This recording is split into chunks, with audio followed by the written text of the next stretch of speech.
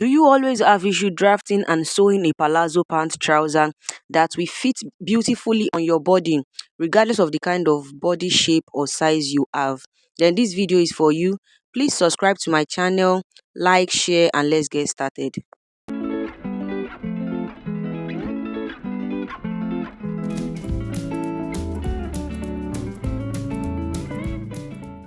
Welcome back once again to my channel. So here is my pattern paper and I've ruled my starting line. So the first thing we are going to be calculating is our crouch depth formula, and these are the formulas needed, so please take your time to study it. It is well explained already, so this way you are going to know what is right and the right formula to use for any length of your palazzo, and it is well explained. If you have any question, ask me in the comment section. So after calculating my crouch depth, I am going to impute it from the starting line. You can see I've marked my starting line already, so mark yours also before you input your crouch depth, and then you will label it your crouch. So from whatever the point of your trouser at the waist area, maybe it's high waist or low waist, you will measure your hip measurement. So whatever you get also, you will input it from this starting line as your hip, and you also label your waist. So now to get your round hip, which is the next thing we're going to do, you will divide your round hip by 4, then you add 1 inch to it. It is a palazzo. Palazzo is not meant to be too tight. It won't even look like it is free on the body. Just add 1 inch or half inch as your ease. So after that, input it on the waist point, the hip point, and the crouch point, then rule everything together. Then on the crotch length, you are going to divide your hip by 20 so that we can get our crouch curve. But before we can get the curve, you first extend the crouch like this. Then using your curve ruler, you use it to make a curve from the crouch to the hip point. So now from this waist area, we are going to divide our waist by 4 and you will impute it. If you wish to add that to your palazzo, you can add it, but I don't used to add that to my palazzo, so I'll just impute it like this and I will mark it. Then now from the waist point, I will impute my knee length. That is from the waist you are using, maybe your high waist or your normal waist. You will impute whatever you got at your knee area. So after I have imputed it, I will label it. So I mostly use this trick to give my palazzo a beautiful look. On the knee point, I'll come in by ½ inch. Then I'll measure everything I got on my crouch area, then subtract 1 inch from it. So on the knee point, from that ½ inch, I will now impute what I got. So this way, by the time I connect it, it will give it this kind of curvy look. And also at the thigh area, the crouch area, my palazzo won't be entering my leg when walking. And you can see how it look like. It's always give you this beautiful look, and this is also an updated method of making your palazzo. So now the next thing is for you to impute your length from the waist. Sorry, that part did not show. That's why I didn't know it did not show. That's why I had to make the pattern more clearer. So same thing also on the length area. You can do 1 inch, but I actually did ½ inch because I wanted my palazzo to be a bit wide. So you can do 1 inch or ½ inch. Then after everything on your knee area, you will impute it on that length area. If you have any question, ask me. But before asking, make sure you watch this video very well. Then now our front pattern is ready. Though we are still going to be doing some modification later, but for now we cut it out and set it aside so we can work on the back pattern. So make sure you label your front pattern. So here is my pattern paper for the back pattern. I ruled my starting line, but if you notice, the starting line is much more wider. So on the upper part, I came down by 3 inches. You can do 4 inches. And on the side, I came in by 3 inches also. So now I've placed my front pattern on the starting line, and I use my sellotape to secure it because we are going to be using the tracing wheel to trace out the front pattern into the back pattern. If you do not have a tracing wheel, try to sharpen your pencil. Use a pencil to make your hand, like thicken your hand while ruling those lines out. Naturally, the lines will show on the other paper, then later you can use it to retrace your pattern. So that trick work well, so you won't say that because you don't have a tracing wheel is an excuse. So after you've traced it to the other part of the pattern paper, that's the back pattern, you are going to highlight everything out. So the reason why we always highlight is so you can have a guideline to work with when drafting your back pattern. So now I've highlighted it already and I'm labeling every point of it. So at this crotch point, I am going to come in by 1 inch. and on the waist area I'll come in by 2 inches. You can do 1.5 inch on that waist area. I have a big back side, that's why I did 2 inches. So now you connect it like this. The reason why we do all this modification is because so that the back pattern will fit very well at the bum area. So now for your back crouch, you divide your round hip by 10, and whatever you get, you mark it and connect it into the crouch. So this is your new crouch curve line. So now to get the crouch curve, you come in from this point by 1 inch, and using your curve ruler you connect it into your hip. You can see, so try to follow the curve. Don't just curve your ruler, try to follow the right curves. So this way it will help you to relax on the bum area. Now I am going to raise my waist with 2 inches, as in on that crouch line. I am going to raise with 2 inches so that whenever I bend down, my backside will not be showing. So 2 inches is a standard measurement, but if you are a very small size, 1.5 inches okay.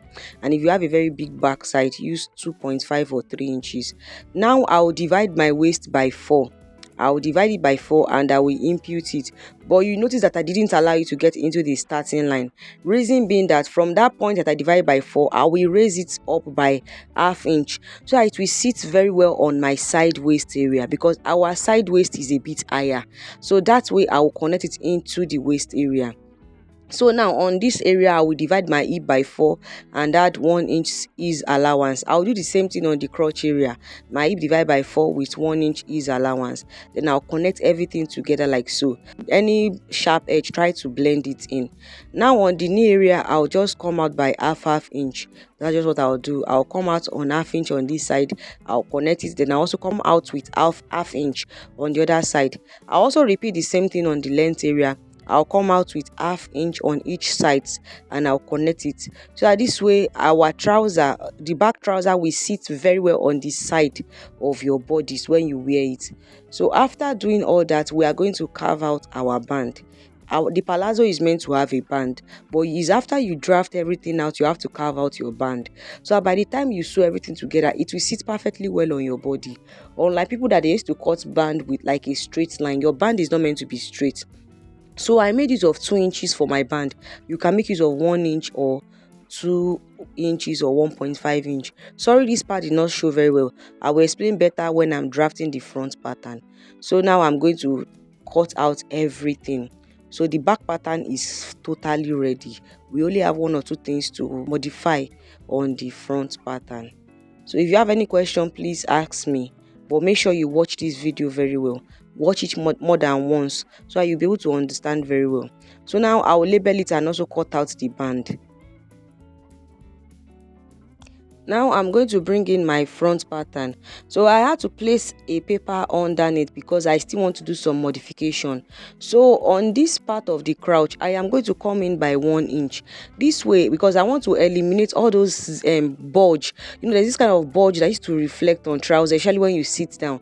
So I'll input 1 inch. Then on this side, remember I raised the back with ½ inch. I'll also raise the front with ½ inch. And after that, I am going to connect it together, then cut everything. So now for the band, I am also going to make use of 2 inches because I used 2 inches at the back. So whatever you use, make sure you make use of it for your front and back. Then I'll connect like so. So you can see what I did. That's what I did for the back that didn't show. Then now I'll label everything. So label your center front, side front. Remember to label up and down. I didn't do it and it almost affected me when I was sewing it. So label up and down. So after I've cut everything now, this is what it looks like. Here is our pattern.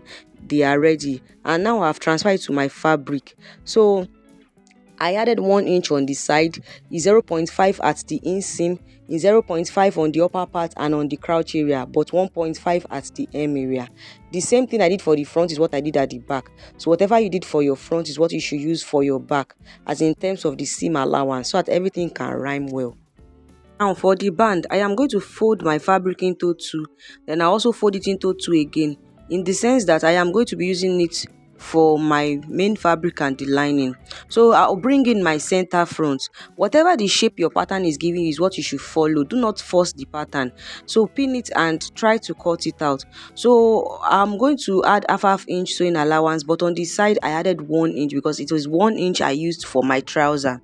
So I'll also fold my fabric again like so, and I'll cut out the back pattern. But for the back pattern, on the center back, there's going to be half-inch sewing allowance because of the zipper area, but on the side it will be 1 inch. So I had to add lining to the material because it is a chiffon material I'm using. So at my knee length, I came up by 1 inch to cut out my lining, and here it is. So I had to sew the lining together to my pattern. I didn't turn the line, I just sew it on each other, and I joined the front on the crouch area. I only joined the front together. After I have joined the lining, I now joined it at the crouch area. Then my back pattern too, I joined the lining, but I came down by 5 inches for my zipper allowance because there will be a zipper at the back. Make sure you hem your lining also, so everything will be very neat.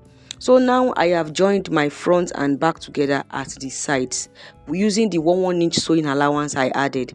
Remember, there was a 1 inch sewing allowance, so you will join it together at the sides. Then now you are going to be joining it at the inseam area, but make sure you pin the crouch together, as in this crouch joining, pin it together. So after I've joined that, now I am going to bring in my band. So we are going to be working on the band before we join it to the trouser. So I have iron paper stayed to my band for both the lining and the main fabric. I couldn't get a black paper stay, so I had to use a white paper stay. So this was the part I said I was almost confused because I didn't label up and down, but I got it right. So make sure you label it so it will be easy for you to arrange.